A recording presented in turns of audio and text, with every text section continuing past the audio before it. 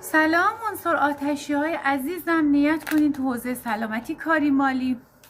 بعضی منتظر دوبختگی طلاق هستن که یک وعده دیگه کاراشون ردیف میشه و به طلاق فکر میکنین. حالا کسایی که به جدایی و طلاق فکر میکنن یه استرس احساسی براتون به وجود میاد که یک وعده زمانی نزدیک حل و فصل میشه. به یکی شک دارین که مچشو میگیرین. عنصر آتشی های عزیزم، یک برد و برندگی مالی بسیار بالایی براتون دیده میشه. تا 11 وعده زمانی دیگه میتونه یه ذره زمان بر باشه. عنصر آتشی ها، عنصر آتشی های مچگیری دارین. اگه خودتون شیطنتی دارین مراقب باشین. متأهل، مجرد، مرد، زن فرقی نداره.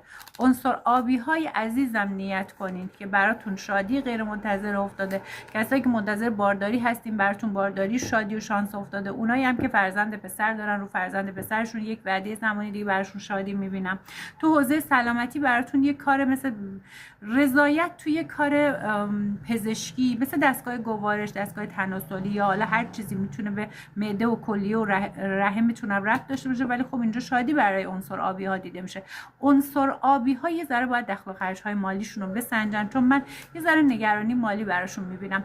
یه عده از آدم ها تو دایره فال من دشمنی میخوام بکنم برای عنصر آبی های عزیزمون، نفاق بندازن تو رابطه احساسی که فال ما میگه این دشمن دستش رو میشه و نفاق در کار نیست. عزیزای عنصر آبی هامون،